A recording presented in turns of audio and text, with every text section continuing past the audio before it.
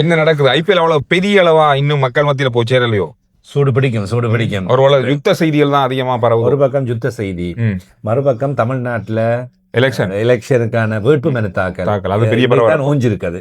நேற்று முந்த நாள் கடுமையாக இருந்தது அது சம்பந்தமான விஷயங்கள். அப்ப அது கொஞ்சம் அதுல பரபரப்பு ஐபிஎல்லும் பார்க்க அது கொஞ்சம் அதுதான் பெரிய பரபரப்பு. தமிழ்நாட்டுல அதுதான் சூடா இருந்தது. அந்த ஐபிஎல் தாண்டி அந்த தேர்தல் பரபரப்பு பிரச்சாரங்கள் அதிகமா இருக்கும் போல இருக்கு. அப்படி ஐபிஎல்லுக்கு ஒரு டஃப் கொடுக்கும்னு நினைக்கிறேன். இந்த முறை தமிழ்நாட்டு எலெக்ஷன் வந்து விஜய் களமிறங்கியதால ஒரு மிகப்பெரிய அளவு அங்க பேசப்படுகின்றது. அங்கேயும் அங்க மட்டுமில்லையே, இலங்கையிலையும் தேர்தல், இந்திய தமிழ்நாட்டு தேர்தல் இலங்கையிலையும் இந்த முறை இலங்கையிலையும் அது அந்த பாதிப்பை ஏற்படுத்தும். பலமைக்கு மாறா இந்த முறை விஜய் களம்பரம் என்கிறதால இலங்கையில சூடு பிடித்து என்ன நடக்குதுன்னு பாக்குறதுக்கு அதே மாதிரி இங்க நடந்தா இங்கே வாக்களிக்கிறதுக்கு நிறைய பேர் இருக்காங்க. அந்த அளவுக்கு விஜய்க்கு நல்ல சப்போர்ட் இருக்கின்றார்கள். அதே போன்று அரசியல் ரீதியாகவும் தமிழ்நாட்டு அரசியலை ஃபாலோ பண்ணுகின்ற, தமிழ்நாட்டில் என்ன நடக்கின்றது என்பதை, அதே போன்று அங்கே இருக்கின்ற அரசியல்களோடு சம்பந்தப்பட்டவர்கள் பலர் இருக்கின்ற காரணத்தினால இலங்கை தமிழர்கள் மத்தியில் இந்தியாவின் அரசியல் தாக்கம் பிடிக்க இம்முறை தமிழர்களை தாண்டி இலங்கையில் உள்ள ஒட்டுமொத்த மக்கள் மீதுமே பெரிய சிங்களவர்கள் கூட ஆர்வமாக தமிழ் விஜயின் செய்திகள் அதிகமாக நிறைய இருக்குது. விஜய் நிறைய பேருக்கு தெரியும். விஜயோட படங்களை நிறைய பேர் இலங்கையில பாக்குறவர்கள். ஏன்னா சிங்கள டிவி சேனல்லையும் அவரோட படம் தான் போகும், நிறைய தமிழ் சப்டைட்டிலோட, சிங்கள சப்டைட்டிலோட என்ன தமிழ்லயே பாப்பாங்க படத்தை. அப்படி விஷயங்கள் இருக்கிறதுனால முதல் ஷோக்கே நிறைய சிங்கள பிடியங்கள் வருவாங்க விஜய் படத்துக்கு. அந்த மாதிரி பெரிய இருக்கிறதால அவர் என்ன செய்யறாரு, என்ன நடக்குது, எப்படியான விஷயங்கள் நடக்குன்றத இலங்கையில் இருக்க எல்லாம் இல்ல நாங்கள் பொதுவாக சொல்லலாம். இலங்கையில் சிங்கள ரசிகர்கள் மத்தியில் பிரபல்யமான இந்திய நடிகர்கள்ல விஜய் முதலிடம், ஷாருக் கான் முதலிடம், சல்மான் கான், விஜய் அந்த ரேஞ்ச். அதுக்கு பிறகுதான் கமல், ரஜினி எல்லாமே. கமல், ரஜினி, அஜித் எல்லாம் அதுக்கு பிறகு விஜய் சிங்களவர்கள் மத்தியில் மிகப்பெரிய அளவில் முக்கிய இடத்துல. இது வந்து ஐபிஎல் கொஞ்சம் பாதிச்சிருக்க மாதிரி எனக்கு தெரியுது. தமிழ்நாட்டில இருந்து இது உண்மையாவே பாதிப்பா இல்லையா, நீங்க கொஞ்சம் கருத்து சொல்லுங்க, கமெண்ட்ஸ்ல சொல்லுங்க. உண்மையாகவே இது பாதிக்கப்பட்டிருக்கின்றதா? ஐபிஎல்லின் விறுவிறுப்பு தமிழ்நாடு எலெக்ஷன் காரணமாக குறைவடைந்திருக்கின்றதா? இப்ப இலங்கையிலிருந்து நாங்கள் இதை சொல்றோம், நீங்க அங்கே இருக்கு பார்க்கும்போது கமெண்ட்ஸ் நீங்க சொன்னீங்கன்னா எங்களுக்கு அதுல இருந்து தகவல்களை பெற்றுக்கொள்ள முடியும். நேற்றைய போட்டி என்ன நடந்தது? நேற்று நாம எதிர்பார்க்காத மாதிரி சம்பவங்கள் நடந்தது போல இருக்கு. குஜராத் டைட்டன்ஸ் அடிதான். என்னடா சுப்மன் கில்லுக்கு மாறி மாறி அடியான்ற மாதிரியே இருக்குது. சுப்மன் கில் ஃபெயிலியர் ஆயிட்டாரோ? ஐபிஎல் சந்துரு அடிக்க வேணும். இப்ப சுப்மன் கில் ஒரு நாள் சதேச போட்டியிலேயே அணியிலேயே கொஞ்சம் கேள்வியா, அணித்தலைவரா இருந்தா கூட வேற கண்டினியூ பண்ணணுமா இல்லையா இல்ல இல்லாமலே போயிட்டார். முழுமையாக அணித்தலைவர்ல இருந்து நீக்கி அப்படியே வெளியால் அனுப்பிட்டாங்க. ஒன் டே ஃபார்மேட்டும் அதே மாதிரி ஒரு சிக்கல்ல இருக்கு. சரி, ஒன் டே விட்டுருவோம், டெஸ்ட் பிரச்சனையே இல்லை அவருக்கு. T20 மீண்டும் வர வேண்டுமாக இருந்தால் அவர் தான் இப்பொழுது இந்தியாவின் சூப்பர் ஸ்டார் வீரர். அவர் T20 இல்லை என்றால் அது பாதிப்பு. இப்ப ரோஹித் சர்மா, விராட் கோலி பீக்கில் இருக்கும்போது, இளவயதில் இருக்கும்போது 3 விதமான கிரிக்கெட்டும் விளையாடிக்கலாம், ஐபிஎல் உள்ளிட்ட. ரைட். இப்ப சுப்மன் கில்லுக்கு வந்து இந்திய அணியில் T20 விளையாட வேண்டும், ஒரு நாள் சதேச போட்டியில் விளையாட வேண்டும், டெஸ்டில் விளையாட வேண்டும்.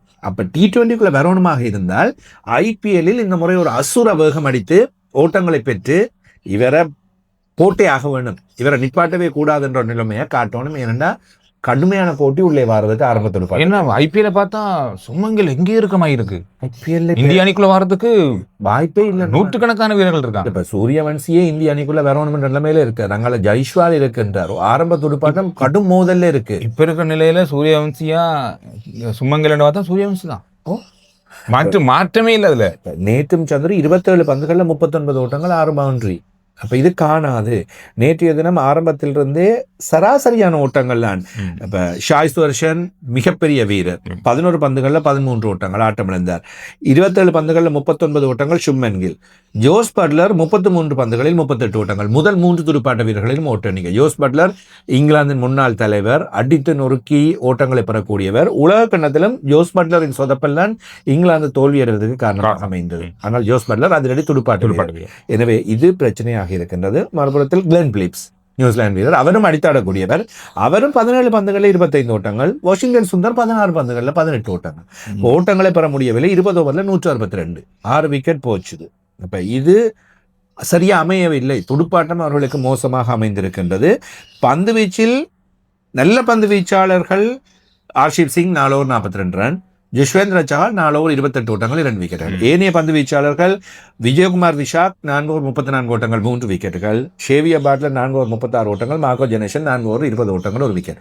ஆக முக்கியமான பந்து வீச்சாளர்கள் ஆஹா ஓஹோன்ற பெரிய பந்து வீச்சாளர்களும் இங்க இல்லை. அப்ப இது குஜராத் டைட்டன்ஸ் அணி தலைமைத்துவம். அதான் ஐபிஎல் பொறுத்தவரையில எதை நாங்க எதிர்பார்க்குறோமோ அது நடக்காது.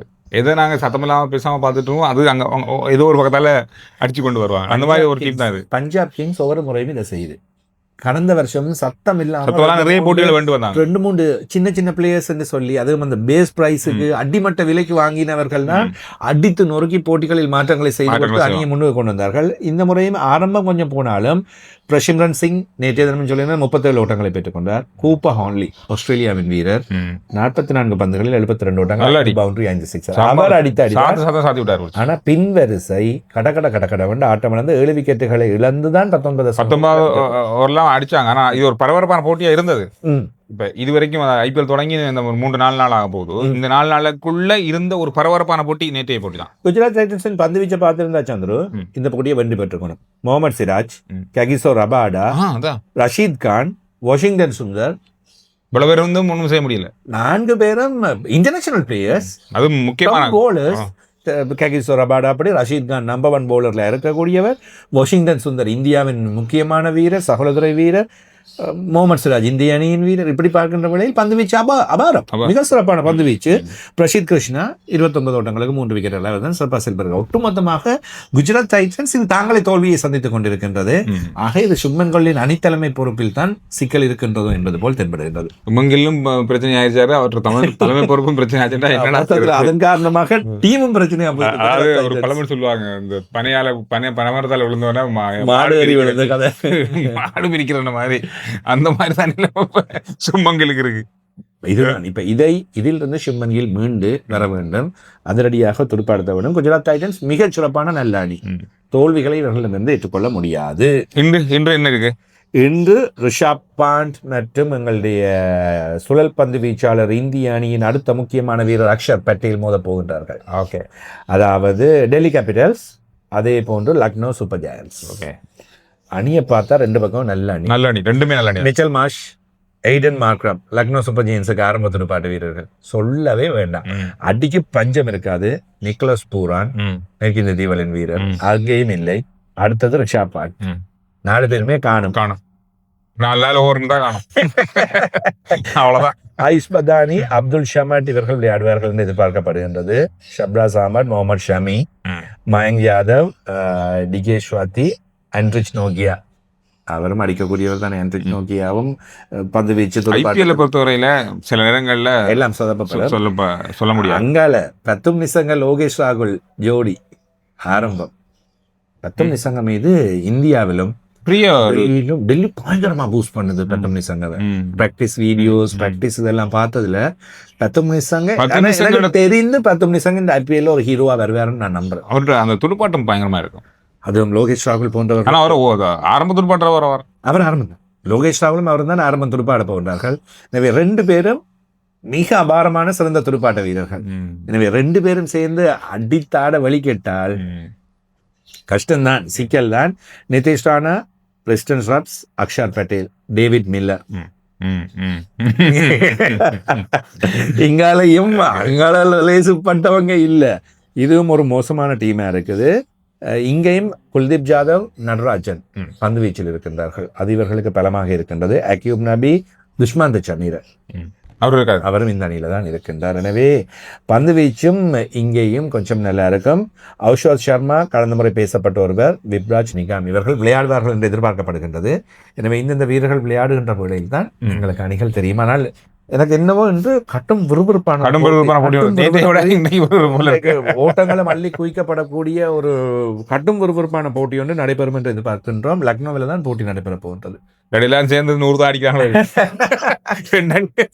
இப்ப நாங்க சொன்னோம் தானே, பெரியவங்க அவங்க எல்லாரும் சேர்ந்து வாரதும் போறதும் அவுட் ஆக முடியும். எங்கேயாவது சத்தம் இல்லாம ஒரு அடிச்சுட்டு நான் அடிச்சுட்டு போங்கடா, 4-5-6 அடிக்கும். ஒருத்தர் வந்து 70-80 ரன் அடிச்சுட்டு போயிடுவாரு. அதோட அந்த டீம் சரியா செட்டில் ஆயிடும். நீங்க கணக்கெடுக்கவே இல்லையடா, டீம் லிஸ்ட்ல கூடயே போடலையேடா. அதை பார்த்து நான் தான் அடிச்சேன் மாதிரி. அவர் அந்த மாதிரி தான் நடக்கும் சில போட்டியில். அந்த மாதிரி ஒரு போட்டியா கூட இருக்கலாம். ரைட், நிகழ்ச்சிக்கு மனசொன்னி வழங்குறாங்க.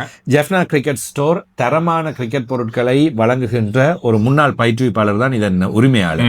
எனவே அவர் கிரிக்கெட் வீரர்களுக்கு சரியான என்ன பொருட்கள் தேவை என்பதை இலங்கையிலேயே குறைந்த விலையில் உங்களுக்காக வழங்குகின்றார். அதாவது இலங்கையில் எங்க இருந்தாலும் நீங்க ஆர்டர் பண்ணி எடுத்துக்கொள்ளலாம். டெலிவரி இருக்கு.